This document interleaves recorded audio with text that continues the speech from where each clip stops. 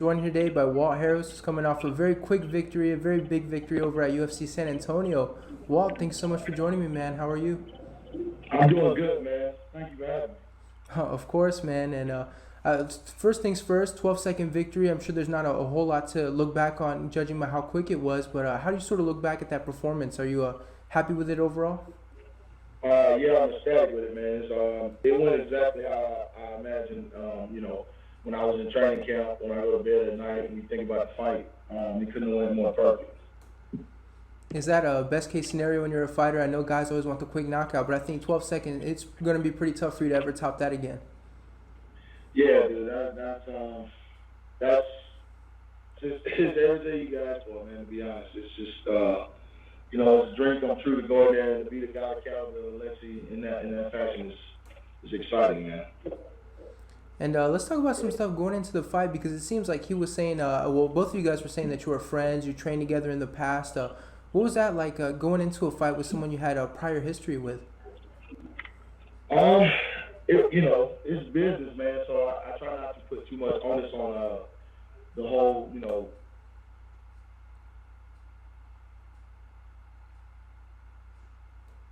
it's just it's one of those things, man. You just gotta go and get it done. Going into that fight with Alexi, one of the things he was saying was that you guys had, since you guys had trained together, you known some secrets about him and stuff like that, things that would kind of give you an advantage. Obviously, the fight went very quick, so I don't know if you got to use it, but would you kind of agree with what he said there? Yeah. I mean, I felt like, being in the gym with him, I did see some different things, but I also took into account that was 2, 3 years ago. You know what I mean? So. I just wanted to make sure I was doing everything I needed to do to be the best I needed to be on that night. Um, I didn't want to underestimate him. I also didn't want to overestimate him. I wanted to treat it like another fight, but at the same time, give him the respect that he's due. And what did you think of the fans' reaction? It looked like people were sort of, I don't want to say bored, but it seems like they weren't very happy with UFC San Antonio. Too many decisions, and then you go out there and get, the big knockout, quick knockout. What did you think of the fans' reaction when you popped back up on social media? Man, the love has been crazy, man. I've been getting so many positive messages, so many kind words since the fight, man. I really just been trying to soak it all in. Keep working and keep, making those words true, man. Just keep pushing and pushing and pushing until I get to my goals. And I know with this big win now, it puts you in a good position in the division. Where do you think that puts you exactly in the division? Does this push you a lot closer to a title shot? Do you think you're still a few fights away? Where does this put you at heavyweight? I believe I'm still about 2 fights away, but I'm definitely going to be fighting only top 10 contenders and up from now. Nobody lower than 10 is in the future. That's the goal. I want to keep going up. And I feel like fighting anybody less than 10 would be me going backwards. I think that's what my manager agrees with. That's what the UFC agrees with, and that's what we're working on. When we were watching the fight, one of the things that kind of popped out was that he had actually broken his leg and gotten some big injuries. What was your reaction when you found out about that? Oh, man, that was tough, man. I actually ran into his wife in the airport, and, I just sent my condolences to Alexi. He's a great guy, you know what I mean? And like I said, I had a previous relationship with him. We always train together and, try to push each other to be the best versions of ourselves we can be. So I wish him nothing but the best and a speedy recovery. And one of the things I heard, I forgot if you were the one who said it, but someone was saying that you guys were in the back. I believe it was yourself, Ben Rothwell, Andrei Arlovsky, and of course your opponent Alexi, and you guys were all four just talking in the back and stuff like that. Is that true? And if so, what kind of happened there? Yeah, we were getting ready to weigh in, and Ben was there. It was kind of weird because I walked in and I saw Ben and Andre kind of sitting there together talking, and then I went and spoke to Ben, and then I spoke to Andre, and I kind of sat down next to them, and then Alexi came in, he pulled up a seat, sat in between us, and we just kind of sat there, talked for a minute or two, and then it was time to go out the way. But it was cool, man. It's all respect, you know what I'm saying? At the end of the day, it is a sport, and we're martial artists, so we go in with the mindset to win, but when it's all over, you got respect for each other to keep it moving. And is that awkward for you at all? Because you did fight Andre before, and then you have your current opponent coming up. What's sort of your emotion when you see that? I mean, does it get you fired up, considering you've been a training camp prepared to beat this guy? but I'm in game mode. So you try to be as personable as possible, but at the same time, tomorrow night or the next day, it's going down. So at the end of the day, like I said, it is what it is. It's a sport, and you respect your opponents at all times. So it wasn't awkward or anything, but I just thought it was kind of funny, how it kind of played out. And since you guys are heavyweights, I assume you don't really have a weight cut. I mean, you kind of just show up on weight. What are you guys talking about back there? Are you talking about the fights, or is it just nothing to do with any of that? I mean, me and Bill Rockwell were talking about playing video games together. You know what I mean? Like, I think at the end of the day, like, it's so much fight for so many weeks that when you're actually at the event, you try to do whatever you can to take your mind off it the last little bit. At least that's what I do. I try to keep my mind, keep everything light. Have a good time, I'm always smiling and, cutting up. So, we just kind of sat back there cracking jokes and laughing and, Alexi was calling Mr. Olympia and all that kind of stuff. We're just having fun, man. And I know one of your nicknames is the Big Ticket, and I was thinking about it. I was like, where have I heard this nickname before? But it's, of course, the one and only Kevin Garnett. Is that where that nickname comes from? I mean, what's the story behind that nickname? Yeah, so back when I first started fighting, I used to call myself the Assassin because I was winning, like, within 15, 20 seconds every fight. Like, it was crazy. And so I went with Assassin, and then I was on a database one day, me and my mom, and I saw like 450 assassins, and I was like, man, I gotta find a nickname. So I left, and then my mom called me. She's like, I got it. And she's like, I think you need to call yourself Big Ticket. She's like, I know KG is the Big Ticket, but he plays another sport, and you love KG. He's one of your favorite basketball players. And I'm like, yeah, that's perfect. She's like, I envision you selling out arenas one day. So Big Ticket, I think that'd be perfect for you. So I ran with it. It stuck. People going with it. And you mentioned that's one of your favorite players. Why is he one of your favorite players? Is that something to do with his mentality, just the way he plays? Why is Kevin one of your favorites?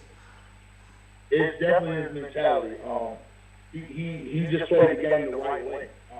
He played with passion, he played with enthusiasm, and he just loved the game. And I think that's what I bring to fighting. I love to train. I'm always having a good time in the gym, but I'm always working my butt off. And I think that's why I took a liking to KG, because he was not only was he talented, he was a hard worker. And we know when KG won the title with the Celtics, he was famous for screaming, "Anything is possible." You guys have the same nickname. We know you're looking for that belt. Can we expect an "Anything is possible" as a post-fight interview if you win that belt? Now that you mention it, I think I might have to hit that up, bro. That's not a bad idea. Yeah, if I get the belt for sure, I might give KG a shout out and hit him with "Anything is possible" for sure. One thing I do want to talk about, you're good friends with Eric Anders. Everybody's always asking about his football career, could you have made a pro and stuff like that. You were playing basketball. There's not a whole lot of information on your career, so I want to ask you, go straight to the source. Did you ever have that opportunity where you thought maybe you'd end up in the NBA, or did you all feel like college was kind of like where it was going to end? No, man. I felt like I was going to go to the NBA to the very last day I bounced basketball. I mean, it was a lifelong dream. I worked every day at it. And, that was just something you couldn't convince me 10 years ago that instead of being in the NBA, I'd be in the UFC. I would have laughed at you if you told me that. But, things happen for a reason. I feel like I'm where I'm supposed to be. I feel like the NBA, I would have been a decent NBA player. I probably wouldn't have been like a superstar or anything like that. I probably would have been a 6 or 7 man off the bench or something. But I feel like, I did everything I could to get there. It didn't work out, but now I'm where I'm supposed to be. And so if you don't mind me asking, what sort of happened? At what point did you sort of realize that maybe basketball in the NBA wasn't the way to go and maybe it was more fighting? Or what sort of happened there? Well, I did everything I could. Like I said, I tried out 3 different teams, and they just passed on me. It kind of hurt me. Honestly, I went through depression after I stopped playing because I just had never done anything else in my life. Everything was always about basketball and what game I was going to be playing and where we were playing at. And so, it was kind of a hard transition. I went through 2 years where I didn't do anything. I was in the streets. I was, partying. I gained a bunch of weight. And then me and my wife had our kids, and that's kind of when everything turned around for me. That's when I started, trying to take care of myself again, and I started working out again, started playing ball again. And I actually met a lady at the gym, and, you know, she was like, hey, you know, why don't you fight? You know, and I was like, all right, I'll try it. And then it kind of just stuck, you know. I started practicing and getting better and better. And then I took a fight like 6 months later, and I think I won that fight in like 40 seconds or something like that. And I was like, well, dang, you know, that was fun. But I still didn't see the UFC or anything like that. I was more or less fighting because my friends and my family, you know, a lot of people didn't think I should be doing it. And then, you know, there were some people that were like, man, we like watching you fight, like you're good. So I just kept going, and it just snowballed until what you see today into the UFC. And you are 6'5". What position were you playing? I assume you're probably a shooting guard. Yeah, well, in college, I wasn't this big, but I played everything pretty much except for the point guard. My coach didn't trust me enough with the basketball. He knew I was going to shoot it every time I got a chance. What was your best? What were you best at? Were you best at shooting? Maybe rebounding? What was kind of your best skill set, if you had to? I was a slasher, man. I had 40-inch vertical. I had a nice mid-range game. My three-point, I probably shot like, in all honesty, probably about 30-35% for three-point arc. Like, I wasn't that great from behind the arc. I could knock them down if you just left me wide open enough. But I wanted to get to the ring and dunk on people, and that was like, you know, just kind of how I fight. You know, like the fans want to see knockouts. When you go watch a basketball game, you want to see people get posterized. So that was what I was trying to do every rep, man. I was trying to go over the tallest guy on the court and make a highlight. So that was what I was really good at. And then I started developing my jump shot later in my career, and especially when I started trying to make it to the NBA, because I knew I had to develop that part of my game. And one last thing about basketball, you mentioned developing a jump shot. What are your thoughts on Ben Simmons? And you know, he never shoots the ball. People are always mentioning maybe shooting with the wrong hand. Maybe he's. Well, what's your opinion as someone who did have to sort of get that jump shot when you see what he's sort of going through? Oh man, Ben is gonna be unbelievable, man. Like, I think he just gotta stay consistent with work at, and I know he does. Because I follow him on Instagram. He's always in the gym. He's always putting the necessary time in to make the leaps and bounds. And I think this year you're gonna see a dramatic change in his shooting percentage and how teams play him, because he's gonna start knocking those shots down. Because he's so gifted, you know what I mean? So, and I think jump shot is one of the easiest things to develop, and it's also one of the things that most people don't pick up so late. Because if you're not born with just a natural shot, then you focus on every other area of the game, and you know the jump shot kind of comes later. And you mentioned earlier 40-inch vertical. That's just a crazy look at sort of your athleticism. Do you feel that advantage in athleticism when you're out in the cage? Maybe you're faster than guys, just more athletic. Do you feel that when you're out there? Oh, yeah, for sure. You can definitely feel it. Like, when I throw the first couple punches and I see the guy's face, like, Jesus, he's fast. You know what I mean? Or I start, like, moving and cutting angles. I think guys kind of get like, whoa, you know, because you move around the gym with smaller guys, and it's always a lot harder to deal with because they're not always in front of you. And I think I try to bring a little bit of that to the heavyweight division, and I think that's been a major component in my success today. It's just my athleticism overall. And now I'm adding skill to it, so it's getting even scary.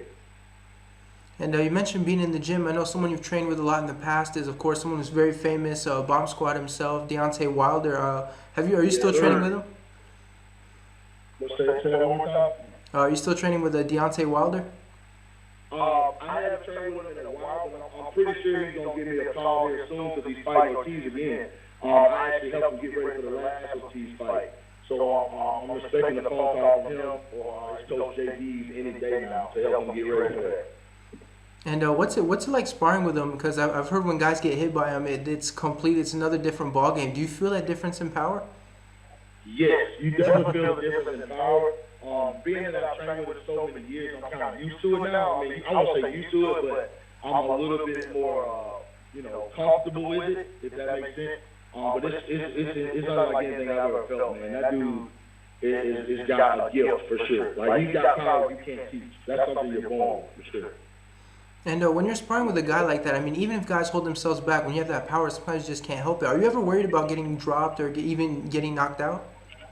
I wouldn't say I'm worried about it, but I mean, I've been drawn with a body shot once. That's a part of the game. You know what I mean? If I go in there with the fear of something like that, then you probably are going to get knocked out. But no, I don't really worry about it. I just go in there and try to give him the best version of myself to help him get ready for his fight. That's kind of how we roll. He helped me, I helped him. You know what I mean? And I assume with you being helping him with his camp, I assume that must mean you're pretty healthy, especially 12 seconds. I don't think you can do too much damage during that time. When do you expect to sort of return to the cage, and how healthy are you? I'm very healthy, bro. I actually feel better today than I did on fight night. It's crazy. I feel like I'm getting younger. It's weird. But I'm hoping to get back in there September 17th. That's the, I mean, not 17th, excuse me, 14th. That's the goal. To get right back in there as soon as possible, get one more fight before the year is over with, and then go into 2020 hot as a firecracker, man, and try to chase that belt. And I just have one more for you. When you're coming off an impressive victory like that, we know you want someone in the top 10. This is your time to kind of tell us who you want next. UFC calls you up to tell you who do you want next. What's the name you have for him? I would love to fight Alex Overeem. I've looked up to him for a long time. I've watched his career since Pride. House when he was fighting at like 185 or something crazy like that. So yeah, I think that would be a fun fight. I think the fans would enjoy that one because we're both two big guys that can throw. So yeah, if they call me, that's the first name that pops in my head is Alistair for sure. All right, well, we're looking forward to seeing what's next for you. Thanks so much for the time, Walt. I really appreciate it. And congratulations on that victory, man. That was huge. Thank you, bro. I appreciate you for having me. Good to talk to you again.